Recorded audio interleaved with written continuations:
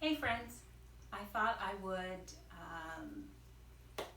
show one of my favorite poses today because it's something that's accessible to anyone, anywhere, and here's the really great news. It has a very, very calming effect on the nervous system. So I thought it would be a perfect pose to choose to share with you. And here's the other good thing. There is only one health precaution that I know of where you should consult your physician before doing this pose, and that would be if you are someone who has congestive heart failure and you know who you are. So other than that, accessible to anyone, anywhere, anytime. Aside from having a very calming effect on the nervous system, it's really good for our both digestion and cardiovascular system. And this is because we're reversing the flow of blood, or allowing gravity to give an assist to the blood return to the heart, and also really sending a lot of blood to our digestive organs. So it's all good. So Viparita Karani is the pose, and it literally is legs up the wall. So here's how we do it.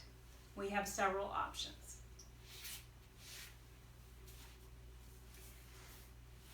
So we're going to lay on our backs, obviously, and our legs will go to 90 degrees.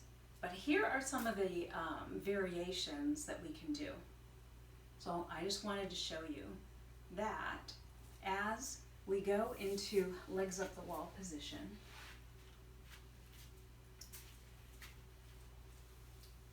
right here, this may work well for us, or we may want to elevate our hips, and that may make it more comfortable for us.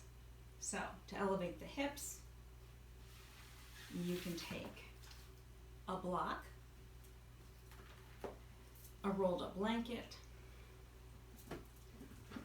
a pillow or cushion, and it's simply going to go under the hips, and you can play with it and see how it feels to bring legs up the wall when you've elevated the hips.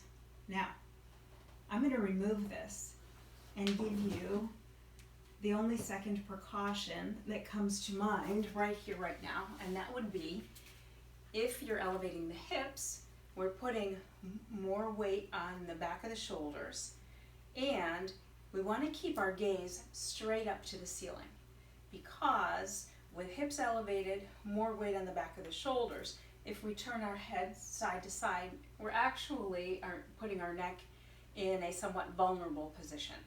So if you're elevating your hips, remember, keep your gaze straight up to the ceiling. Okay, here's another option that I really like. If you have a strap, now this is one very long strap, or you might have two shorter straps that you can loop together. We're going to let the strap actually hold the legs in place. That makes it that much more relaxing. So in this case, the strap goes around the back of the shoulders, bottom soles of the feet. Just going to thread it through here. Easy enough. As I said, this is a very, very long strap. Loop it through.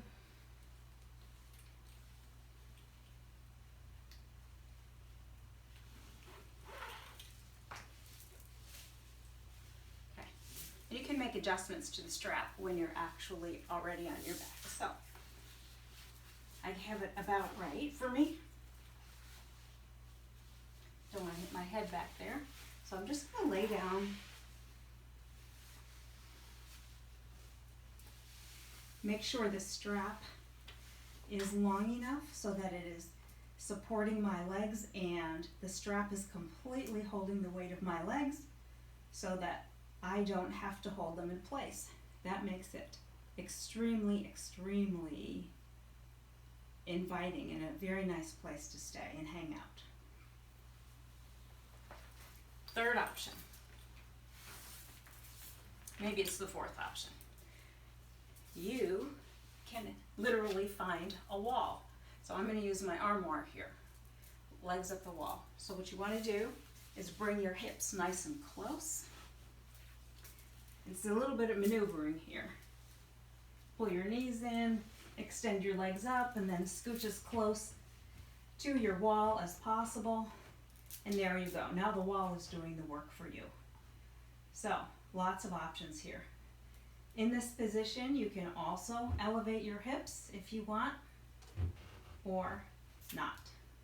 Now, you also don't have to be quite this close to your wall, but this gives you the most support.